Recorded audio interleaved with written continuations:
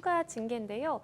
이준석, 불송치, 윤리위 추가 징계의 영향이라는 주제입니다. 경찰이 이준석 전 국민의힘 대표의 성상납 의혹 등에 대해서 불송치 결정을 내리게 되면서 추가 징계의 변수가 될지 주목이 되고 있습니다. 이준석 대표에 대한 추가 징계 절차 과정 좀 살펴주시죠. 네, 그렇습니다. 윤리위가 이미 당원권 정지 6개월을 냈잖아요. 그런데 또다시 당원과 당의원, 당 기구를 향한 모욕과 비난, 법 위반 혐의 의혹 등에 의해서 당 통합 저하, 위신 훼손에 문제가 있다라고 이양희 윤리위원장이 발표를 하면서 추가 징계 절차를 개시하기로 했습니다. 징계 사유 좀 전에 말씀을 드렸고요. 징계 사유 근거는 윤리위 규정 20조 1호와 3호, 윤리규칙 4조 1항 2항 등을 들었는데 조금 더 설명을 드리면 당에 극히 유해한 행위를 했을 때 또는 현행 법령 및 당원 당규 윤리 규칙을 위반해서 당 발전에 지장을 초래했을 때 이런 조항을 들면서 지금 그 징계를 하겠다라는 겁니다. 그럼 구체적으로 뭘 했느냐라고 따져보면 그간 이제 그 가처분 신청 공방을 벌이면서 이준석 그 당 대표가 전 대표가 SNS라든지 혹은 또는 각종 그 언론 인터뷰를 통해서 또는 탄원서에 적힌 어떤 문구를 통해서 신군부라든지 양두구육이라든지 이런 표현들을 한 것이 문제이다. 그래서 품위, 당의 명예를 취하거나 또 국민 정서와 동떨어진 언행은 안 된다는 품위 유지 의무를 위반했다라는 게 지금 그 윤리위원장의 표현이고요. 실제로 징계 절차를 통해서 언제 그게 다시 결정이 될지는 조금 더 지켜봐야 되는데 문제는 28일입니다. 28일이 가처분 신청과 관련돼서 우리가 심의를 하는 그런 날입니다. 그 4차 가처분이죠. 실질적으로 지금 정진석 비대위호가 계속 순항할지 안 할지가 결정되는, 물론 그날 결정하는 건 아니죠. 심의하고 아마 결정 며칠 후에 할 텐데 그 전에 할지 또는 그 후에 할지, 이게 왜 문제가 되냐면 만약에 지금 회부가 돼서 그날 윤리위가 열려서 그 날짜로 이게 징계가 되면 이 가처분에 어떻게 영향을 미칠 수 있느냐, 이것도 지금 설왕설래거든요. 그러니까 만약에 지금 여러 가지 어떤 상황들 속에서 제명이 된다든지 당원권 탈당 권유가 된다든지, 왜냐하면 지금 당원권 정지 6개월이기 때문에 이거보다 더 높은 징계가 아니면 열릴 필요가 없는 상황이 돼버려갖고요. 그러면 제명이라든지 탈당 권유도 사실 11일 이내로 그것을 받아들이지 않으면 자동으로 제명이 되기 때문에 둘 다 제명의 결과는 마찬가지라서 만약에 제명이 된다 그러면 가처분 신청에 있어서 당사자 적격 문제가 또 생기거든요. 이래저래 이 윤리위의 날짜가 지금 좀 초점이 되고 있습니다. 그러면 이준석 대표 같은 경우에는 윤리위 발표에 대해서 좀 어떤 반응을 보였을지 궁금한데요. 그렇죠. 그 이양희 위원장이 유엔 인권 심사관도 하고요. 유엔 인권이사회에 여러 가지 어떤 직책들을 했더라고요. 그러니까 이렇게 얘기합니다. 양두구육을 썼다고 징계를 한다면 유엔 인권 규범을 바친다라고 하면서 유엔 그 인권 규범 제 19조 이런 내용, 모든 사람은 의견과 표현의 자유를 가질 권리가 있다. 이 권리는 간섭 없이 의견을 수렴하고 어떤 매체와 국민에 관계없이 정보 아이디어를 찾고 수신하고 발휘할 수 있는 자유가 포함된다. 이 내용을 다시 돌려준다.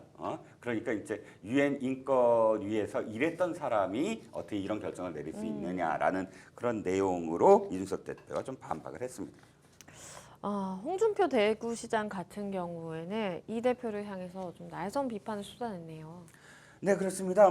이거죠. 그러니까 표현의 자유 좋다. 표현의 자유를 강조하지만 정치판에는 징계의 자유도 있다. 표현의 자유도 내재적 한계를 넘어서면 보호받지 못하는 거 아니냐. 해당 행위를 이유로 제명된 전례가 분명히 있는데 그토록 자중하라고 자기가 얘기했지만 이 전 대표가 사태를 이 지경까지 오게 한 데 대해서 유감이다. 세상은 본인 중심으로는 돌아가지 않는다라고 꼬집었습니다. 이 대표 같은 경우에는 사실 이미 당원권 정지 6개월 상태에 이제 중징계를 사실 받았다라고 볼 수가 있는데 여기서 더 중징계라고 한다면 글쎄요, 뭐 제명 수순으로 갈 거다라는 이야기가 사실은 많은 것 같아요. 그렇습니다. 사실 이게 그 어떤 변수가 있는 것이 아니라 이렇게 흘러가게 이 방향으로 결론이 나겠구나라고 짐작을 할 수밖에 없는 상황인 것 같아요. 예를 그렇죠. 들어서 윤리라든지 또는 이 당의 주류가 아무리 뭐 이준석과 관련돼서 동정 여론이 있더라도 결별을 하지 않으면 안 된다라는 결론을 내려놓고 지금 이런 어떤 정치 행위, 정당의 행위를 밟아나가는 게 아니냐라는 것이고요. 이준석 당대표 입장에서도 거기에 대해서 지금 물론 한 거는 하고 있지만 이 결과를 어느 정도는 예측을 하고 자신의 그 다음에 정치적인 어떤 미래를 다지기 위해서 끊임없이 당원들을 모집하는 어떤 그런 그 글을 계속 올리고 또 이 대구라든지 이런 곳을 베이스로 삼아서 자신의 어떤 그런 지지 세력을 넓혀가는 것. 그러니까 결론은 이미 났고 그 이후를의 주도권을 어떻게 잡고 있느냐를 도리어 양측이 지금 판단을 하고 있는 게 아니냐라는 뭐 그런 추정을 해보죠. 네, 이 대표 같은 경우에는 사실 만약에 제명이 된다면 본인의 당사자 적격 관련해서 좀 문제가 생길 수 있기 때문에 일단은 윤리위 결정에 대해서 제명하는 경우 즉각 효력정지 가처분 신청을 뭐 내겠다라는 이야기도 밝힌 것 같은데요. 저는 이 대목에서 가장 좀 눈길이 가는 것이 법원 입장에서 참 여러모로 곤란하고 고민이 되겠다라는 그렇죠. 생각도 듭니다. 사실 법원도 여론이라든지 또는 정치의 상황 또는 정당의 앞으로의 어떤 상황 이런 것들을 또 감안하지 않을 수 없지 않겠어요? 법원 입장에서도 사실은 뭐 완전히 중립을 지켜야 되기는 하겠지만 네네. 본인들의 판단에 따라서 이게 워낙 결과가 어떻게 될지 모르는 그런 상황으로 정말 극심한 혼란 속으로 갈 수도 있기 때문에 네. 일단은 뭐 일괄적으로 가처분 신청들의 결과에 대해서는 조금 어느 정도의 좀 합의가 필요하지 않을까라는 생각을 할 것으로 보이고요. 그리고 말씀드린 대로 당사자 적격 관련해서도 굉장히 좀 이걸 어떻게 봐야 되는지 각하사항인지 기각사항인지 아니면 이거를 그냥 어떻게 수계를 통해서 이어나갈 수 있는 상황인지 다양한 상황에 대해서 좀 고민이 될 것으로 보입니다. 이 대표 같은 경우에 17일 경찰에 출석을 해서 성접대 의혹 관련 조사를 받았는데요. 동시에 국민의힘 윤리위원회가 앞서 일정을 조사 다음 날인 18일로 조정한 것에 대해서 의문을 표시하기도 했네요. 네, 그렇습니다. 이 전 대표 계속 지금 의혹을 제기하고 있었죠. 대통령이 순방하기 전에 무언가 일을 벌일 것 같다라고 미리 이야기도 했었어요. 그렇죠. 그런데 이제 17일 날 경찰 소환은 사실 언론도 몰랐어요. 그리고 저도 그때 좀 몇몇 이 정보를 교환하는 그런 취재원들을 통해서 지금 측근들 그러니까 실제로 이준석 대표의 측근들하고도 연결을 해봤는데 많은 분들이 또 모르고 있더라고요. 17일을 보니까 17일 그 경찰 출석을 상당히 내밀하게 조율을 했던 것 같아요.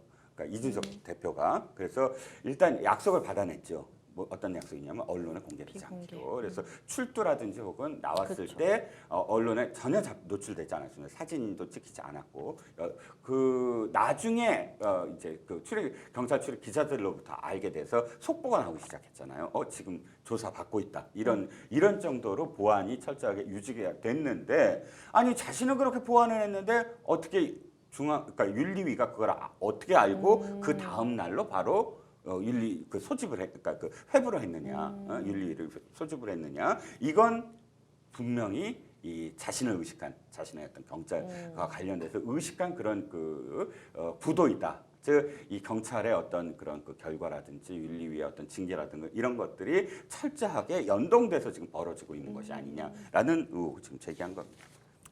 그런데 결국 이제 성상납 의혹에 대해서 일단은 무혐의 처분을 받았는데 윤리위의 추가 징계에 이게 좀 영향을 미치게 될까요? 그런데 이게 윤리도 이거는 짐작을 할 수밖에 없었던 게 아니냐 싶어요. 뭐 왜냐하면 이건 어차피 2013년도에 벌어진 일이라 성상납과 관련해서는 공소권 없음, 즉 이 공소시효가 지난 일이기 때문에 그래서 이게 무혐의 처분이다라고 표현되는 건 좀 잘못된 것 같아요. 혐의가 없다라고 한 게 아니고 이거는 지금 현재 공소시효가 지났다라고 지금 표현한 것이거든요. 그래서 이 무혐의는 좀 잘못된 표현인 것 같고요. 그런데 문제는 이제 경찰이 이렇게 밝힌 거예요. 뭐냐면 그 증거인멸 교사와 그다음에 무고죄와 관련해서는 계속 수사를 한다. 근데 이게 무고죄와 관련해서 수사를 한다는 건 즉 허위 사실에 의한 명예훼손 혐의로 지금 그 이준석 대표가 가세현을 지금 고소한 사건에 대해서 가세현 측의 강신업 변호사가 그건 허위 사실이 아니기 때문에 무고죄다라고 지금 막 고발을 한 거예요. 네. 그렇다면 이게 허위 사실이냐 아니냐를 지금 그 증명을 해야만 이게 무고죄가 성립이 되느냐 안 되느냐거든요.